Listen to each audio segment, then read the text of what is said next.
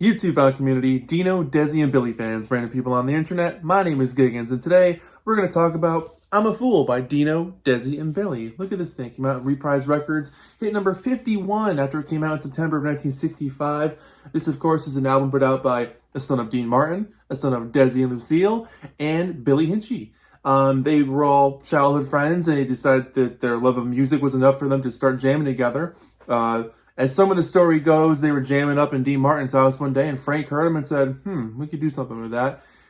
Maybe that's the true story. We'll never know. Maybe it is. But either still, it's a fun album. Obviously, these guys were like 14 years old at this time, so vocally, they're still working on it. But the effort is there. The fun is there. It was definitely targeted towards the teen audience. This is a big thing back in the 60s, is having, a lot of people cover the common top 40 songs.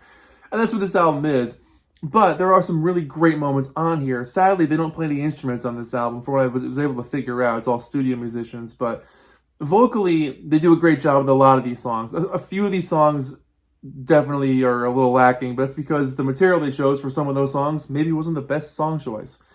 The lead single from this thing, I'm a Fool, hit number 17 in May of 65, so very good chart placement for that one. And then Not the Loving Kind was the number 25 hit, so 2 top 40 hits, which was fantastic. Sadly, they never had a top 40 hit ever again after 1965. They were a band between 64 and 69, and then a newer version of the band happened in the late 90s into the early 2000s with Ricky Martin, after Dino sadly passed away in the 80s. But, for a band that started off basically singing over studio musicians, and they would do live stuff too. They were always on TV, but they became accomplished musicians. And of course, Billy Hinchy joined the Beach Boys in the 70s and was a member forever after that. So it's a really interesting album in terms of just watching someone grow. I always think of Wings whenever I think of like growing pains, because you watch the Beatles become perfection over the years. And then Paul actively said, let's do something completely different. And then you hear and feel all the changes of developing a band and starting over again and recording it at the same time. You hear the growing pains. This album for me is a little bit of the growing pains. There's moments of really great stuff on here, but there's definitely moments of like, I get it, they're 14. I wasn't going to put out music when I was 14. And the album opens up with Not the Loving Kind, and this is a great Birds type of song. By Lee Hazelwood, who produced the album, by the way. But chiming guitars, rubbery bass, well-performed vocals from the guys, the top 40 hit. Definitely has the top 40 hit sound. A lot of fun. Nothing too crazy, just a good little pop song. Up next is their cover of I Can't Get No Satisfaction by the Stones. And it's just really funny hearing a bunch of 14s being like, can't get no girly action, the same cigarettes as me. It's just funny as hell. But they do a good job. The guys who play the guitars in this thing really accomplish that Stones vibe in the guitar tone really well, so that's pretty cool. But decent vocals, just kind of fun. Mr. Tambourine Man, the Dylan song, well performed, not breaking too much ground here, a little sleepy. It's the song choice at this point. I mean, it's Mr. Tambourine Man. The Turtles did a great version of it. I'm a Fool, the title track. This song is great. Definitely top 20 material. Fun harmonies, really good bass on this thing. Sounds like Louie Louie, because every song in the 60s did. But it's decent, fun, easy to digest. Definitely has that, if you were 15 and you put out a single that sounded like this, you'd be very proud. I know I would be. So it's a cool song. And side one ends with Like a Rolling Stone, and I just don't know why. It doesn't go anywhere. It just drags the whole time.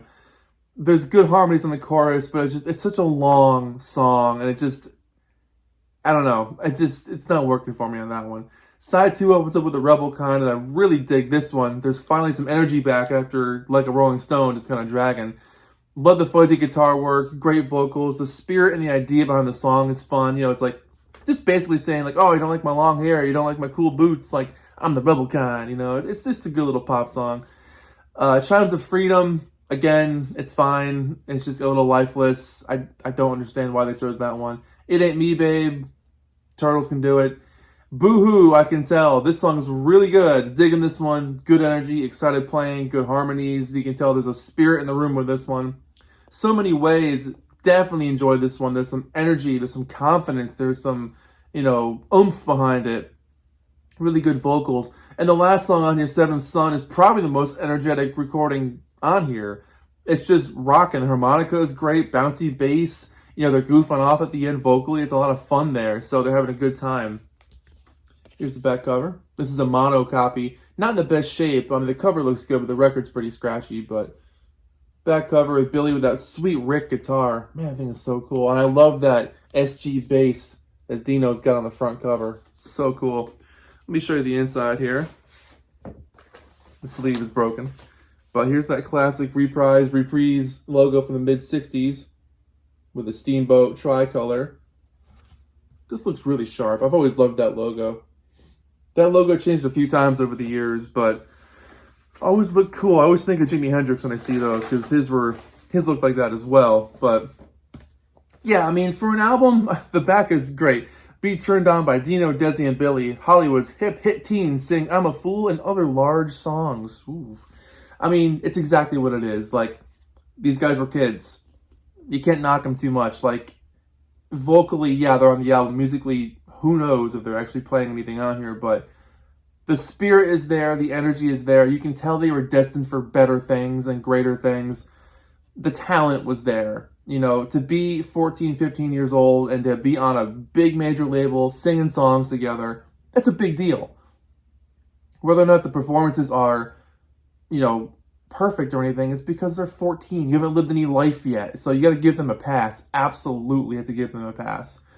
You just don't know any better at that point. You know, covering the Stones, it's hilarious to me, smoking the same cigarettes as me, getting girly action. Like, you're 14, dude. Like, it's cracking me up. But, you know, it's not bad for what it is. I'd probably give it a 6, maybe a light 7. But, yeah, probably a 6 or a 7. It's not my favorite thing ever. I'm not going to listen to it too much. Or I don't listen to it too much. But there are some good moments on here. Like, Seventh Son is fun, The Rebel Kind, Not the Loving Kind, and I'm a Fool. Those are definitely the best songs on here for sure. The Dylan covers I can do without. Boo Hoo Hoo is pretty good. But yeah, probably a 6 or 7 out of 10. Not my favorite thing, but very curious to hear what you guys got to say. Obviously, I'm a big fan of these guys, and I love, you know, what Billy Hinsche did with the Beach Boys later on. But, you know, we all got to start somewhere. So there you go. Dino, Desi, and Billy, I'm a Fool, and other large songs. What are your thoughts on this thing? Thank you so much for watching. My name is Giggens, and I'll see you guys in the next video. Take care of yourselves.